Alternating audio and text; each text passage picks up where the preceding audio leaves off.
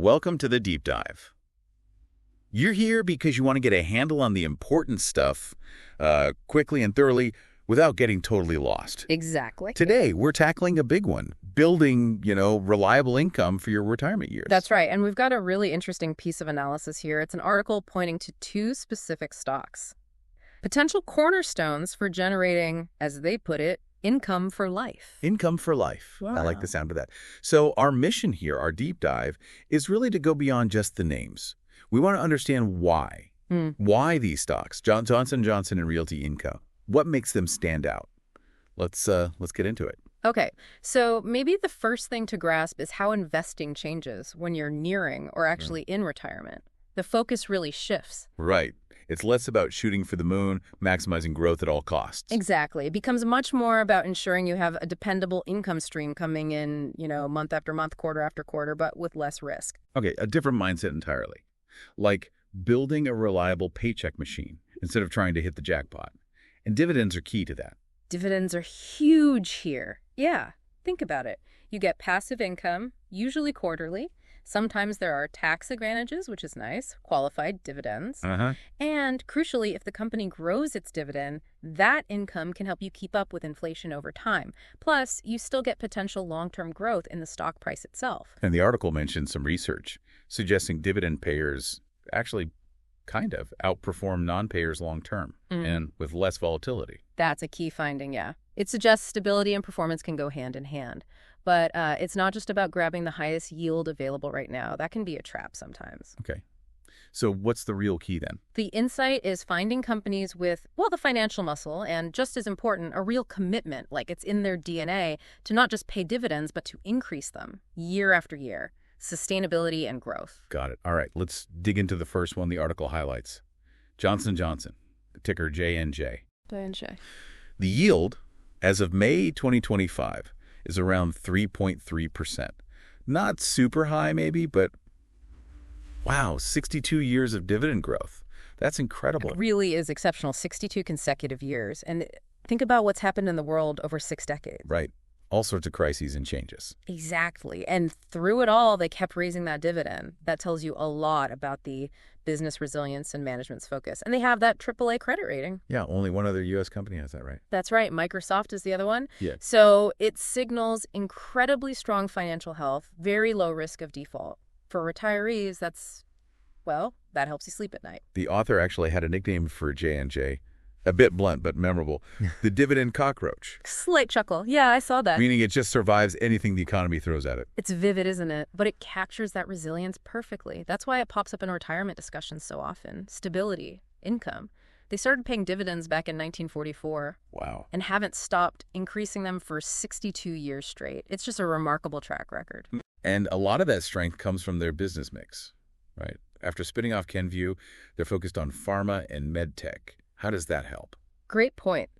So pharmaceuticals, think blockbuster drugs like Stelara, Darzalex, Tremfya. That's a sector where demand tends to hold up even when the economy slows down. People need their medicine. Makes sense. Then medtech.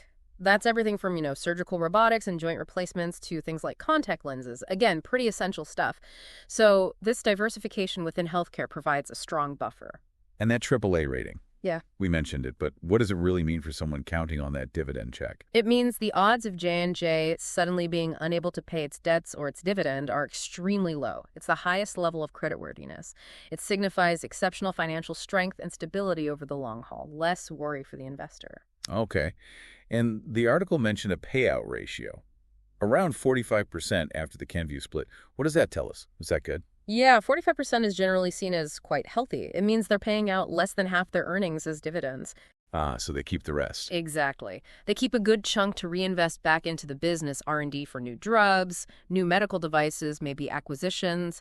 It suggests the dividend is well covered by profit. Sustainable. Sustainable, yes. And it leaves room for future increases. Plus, their dividend growth rate over the last 5 years, around 6%, has been beating inflation, which is critical for maintaining purchasing power. Right. And then there's compounding. The article had this example. $10,000 in J&J 20 years ago with dividends reinvested, over $90,000 today. It's powerful stuff. Reinvesting those dividends buys you more shares. Those shares then pay more dividends. It's like a snowball rolling downhill. Yeah. It shows how even a modest yield like J&J's can build serious wealth over decades if you just let it compound. Okay, fascinating. Let's pivot then. Stock number 2, Realty Income, ticker symbol O. Oh, the monthly dividend company. That's the one. Much higher yield here, around 5.7% currently. Also a great track record, 31 years of dividend growth. But they pay monthly. Yeah, that monthly payout is a big differentiator. Realty Income offers a different kind of appeal. You get a bigger income check right away, and it comes every month. Perfect for retirees managing monthly bills. Exactly. It smooths out the cash flow. Their trademarked name really says all this is core to their identity. And the author's nickname for them, the Rent Collector of America. Chuckles. Another good one. Gives you a clear picture. They own thousands of properties. Over 13,000 now, across the U.S. and Europe. What kinds of places? It's a very specific strategy. They focus on single-tenant properties, often leased to businesses that are pretty resistant to economic downturns in e-commerce. Like what? Think drugstores, Walgreens, CVS are big tenants, dollar stores, Dollar General, Dollar Tree, convenience stores, gas stations, even some big box like Home Depot, Walmart. And increasingly, industrial and logistics like distribution centers, maybe for companies like Amazon. Okay, necessity-based stuff mostly. And it all hinges on these triple net leases. Can you break that down? Sure. Triple net, or NNN, leases are key. Basically, the tenant pays almost all the property-related expenses. Like taxes and insurance? Taxes, insurance, and maintenance, yeah. Yeah. Realty Income's main job is just, well, collecting the rent. The rent collector. Exactly. It makes their operating costs much lower and their income stream much more predictable compared to other types of landlords. Sounds pretty stable. The article mentioned long leases too, and high occupancy. That's crucial. Their average lease term is often over 10 years, and occupancy is consistently super high, like 98% or more. Wow. Plus, many leases have rent increases built right in. Little bumps automatically each year or every few years, so there's built-in growth. That predictability must be a big draw. Yeah. And the monthly payout. Can you give an example of what that looks like? Yeah, let's say you had $200,000 invested in Realty Income at that 5.7% yield. That works out to roughly $950 a month. $950 a month. Okay, that's tangible income you can use. Absolutely. For a lot of retirees, that can make a real difference alongside Social Security or pensions, helps cover the bills, simplifies budgeting. Now, interest rates have been a big story recently. The article mentioned Realty Income navigated those hikes. How did they manage that? REITs often struggle when rates rise. They do, yeah. But Realty Income was proactive. They did a few things. They diversified more into Europe, bought more industrial properties, which have been in demand. Okay. They also worked on strengthening their balance sheet, reducing debt relative to their assets, and importantly, locking in a lot of their debt at fixed rates for long terms. So rising rates didn't hit their borrowing costs as hard immediately. Right. It positioned them pretty well. And now, if rates stabilize or even start to come down, that's often a positive environment for REITs like O. Their yield becomes more attractive again compared to bonds. So the article doesn't really present these as an either or choice, does it? It talks about combining J&J and O. Why pair them up? That's a really key point. They complement each other very well. How so? Well, with J&J, you get that lower yield, but potentially faster growth in the dividend over time, plus that rock-solid AAA stability in healthcare. Okay, growth and safety. Right. With Realty Income, you get a much higher starting yield and that monthly payout frequency backed by real estate. So it's growth versus yield, quarterly versus monthly, healthcare versus real estate. Sector diversification, too. Exactly. You get different strengths, different cash flow patterns, and like the article says, both are seen as sleep well at night type holdings because of their long, proven track records. Makes sense. Yeah. But of course, no investment is totally risk-free. We have to mention the downsides. What did the article flag for J&J? It was balanced, yeah. For J&J, the big ones mentioned are ongoing lawsuits, especially around the talc products that's been hanging over them. Also, patent cliffs. Like any big pharma company, their major drugs eventually lose patent protection, so they constantly need that R&D pipeline to deliver new hits. And, regulatory pressure on drug prices is always a background risk. Okay. And for Realty Income, what are the main risks there? Interest rates are probably the biggest one. If rates spike up again unexpectedly, it could hurt their valuation and make borrowing more expensive down the line. Right. Tenant concentration is another. While they're diversified, having large tenants like Walgreens means you're somewhat exposed if one of them faces major financial trouble. Like we saw with Rite Aid, maybe? Potentially, yeah. That's the kind of risk. And then longer term, just the general evolution of retail, though their focus on necessity helps mitigate that. But again, the article stresses both companies have weathered storms for decades. Okay, good to keep those in mind. Now let's make it practical. Yeah. The article used a $100,000 example, split 50-50 between J&J and O.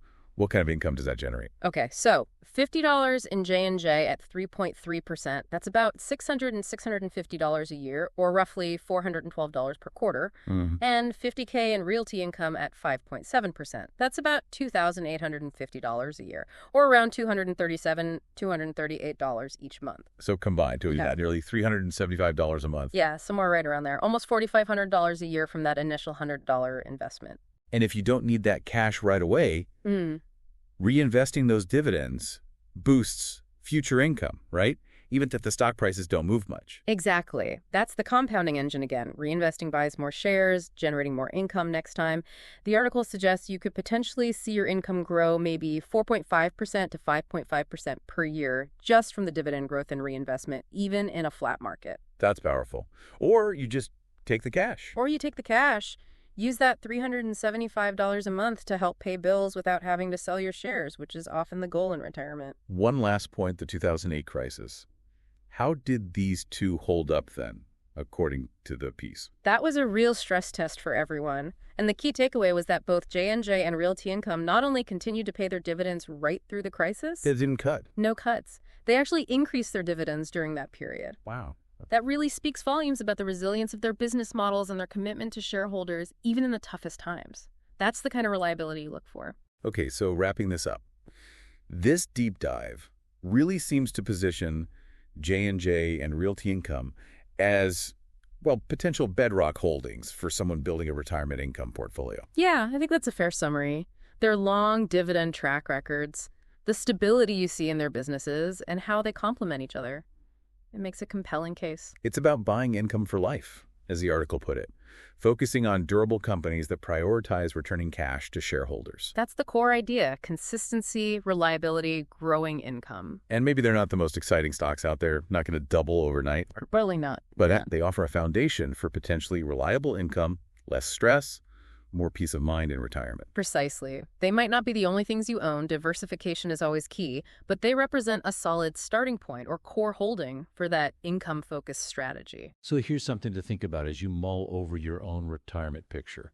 How does this idea, building a portfolio, focus on consistent, growing income, the kind that aims for stability and lets you sleep well? How does that fit with your vision for retirement? Is that security and predictability what you're aiming for? It's more than just stocks. It's about designing that future you want.